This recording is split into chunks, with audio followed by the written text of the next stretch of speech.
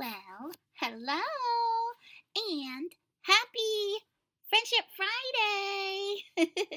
And welcome to my Strange Me Enough channel. So, how's it going out there with your friendships? Yeah, I'd love for us to just touch base on that. So, you're wondering, how's it going with mine? I know.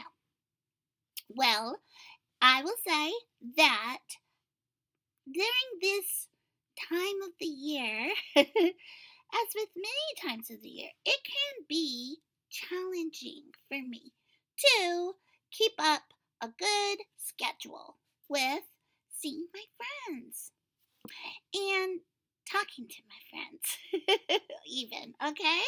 So let's just be real. I am really struggling with that per usual. But there is a way that I have a couple of workarounds for that. And there's a way that really helps for, I think, us to continue to keep up with our relationships and stay in touch where we're seeing each other on a regular basis. So, one of the things that I have started implementing is that we have a Bible ship, a Bible study fellowship time. Yeah. So basically, every week I can touch base with my friends who are involved with that. So that way, we're doing something that we know we're trying to maintain a regular schedule with anyway, and we're turning it into a time to, yes, study the Bible, which is important in a community setting, and see each other. And sometimes extend that time into doing something that we enjoy doing as well. Because that was actually something that we were having a hard time, even though we had established kind of trying to do it once a month where we all get together and we do something, you know, fun in nature, and that's mainly what we were talking about doing. We're having a hard time doing it. But once you're together, you know what I mean? You prioritize doing something. It's kind of like seek ye first the kingdom, and all these things will be added. I love that.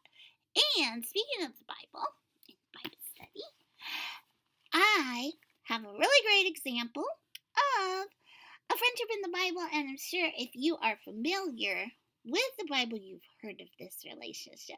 But I just love it because I've been reading in the book of Samuel anyway. I'm in the book of 2nd Samuel now, but in 1st Samuel, we get to know a relationship that was a really great, deep friendship that formed between both David, and who everyone knows, right? He became King David, and Saul's son, who was the original king, who David took the place of. Gotta read the story. His son, Jonathan. Let's read about it in 1 Samuel chapter 18, and we're going to read verses 1 through 4. After David had finished talking with Saul, Jonathan became one in spirit with David, and he loved him as himself.